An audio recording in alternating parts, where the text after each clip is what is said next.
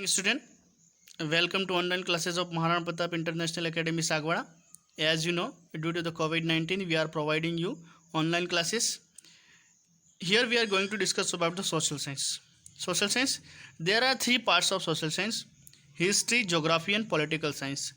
We will discuss about the political science. Means हम जो first chapter जो पढ़ रहे हैं वो पॉलिटिकल साइंस का पढ़ रहे हैं. हमारे जो सोशल साइंस की बुक है उसमें 3 पार्ट है उसके: हिस्ट्री, ज्योग्राफी और social political science.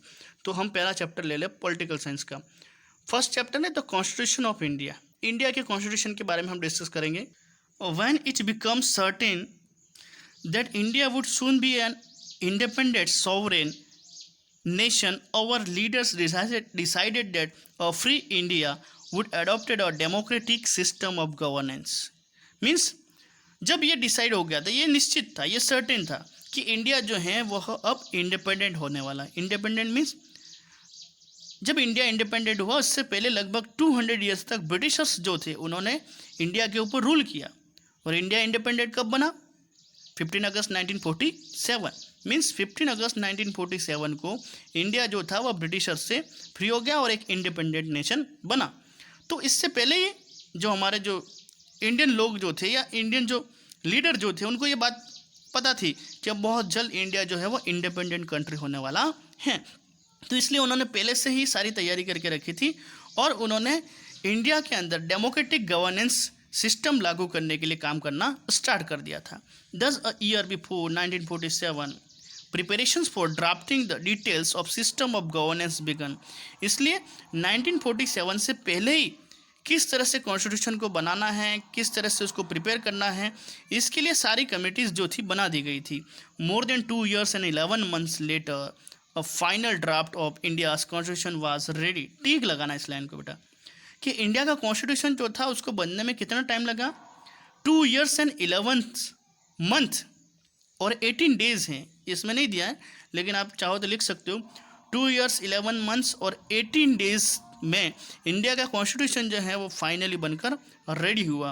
In this lesson we shall then dwell upon the basic characteristics of the Indian constitution. इस चैप्टर में हम इंडियन कॉन्स्टिट्यूशन की जो बेसिक कैरेक्टरिस्टिक्स हैं, विशेषताएं हैं, उसके बारे में डिस्कस करेंगे. What is constitution? A constitution is a body of principles and ideological tenets according to which a nation or an organization is governed. ठीक लगाना इस लाइन को.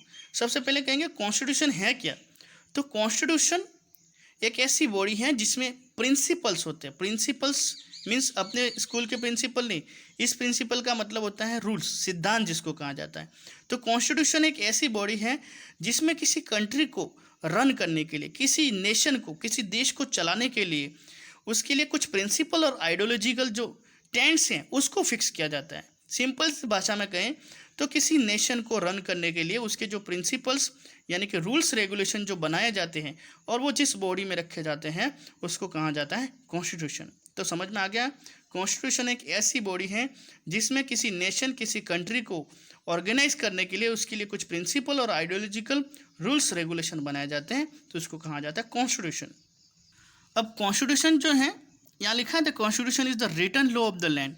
कॉन्स्टिट्यूशन जो होता है वो रिटन फॉर्म में होता है, लेकिन वास्तव में देखा जाए तो ये ज़रूरी नहीं कि कॉन्स्टिट्यूशन रिटन फॉर्म में हो. कॉन्स्टिट्यूशन 2 टाइप का होता है.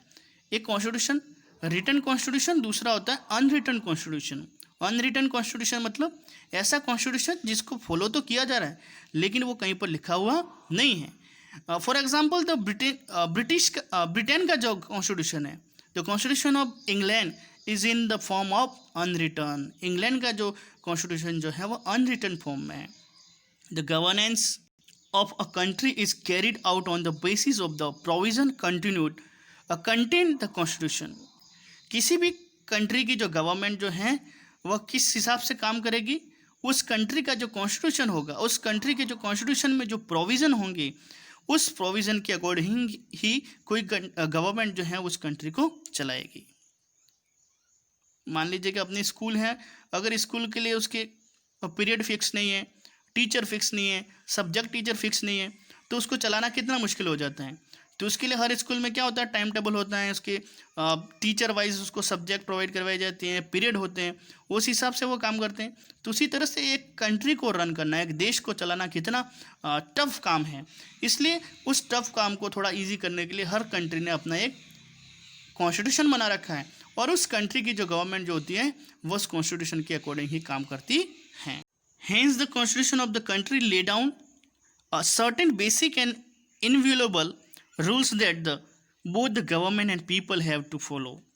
इसलिए हर कंट्री के कॉन्स्टिट्यूशन के लिए कुछ रूल्स अप्लाइड किए जाते हैं जिसको दोनों को फॉलो करना ज़रूरी होता है, गवर्नमेंट के लिए भी ज़रूरी है और लोगों के लिए भी ज़रूरी है।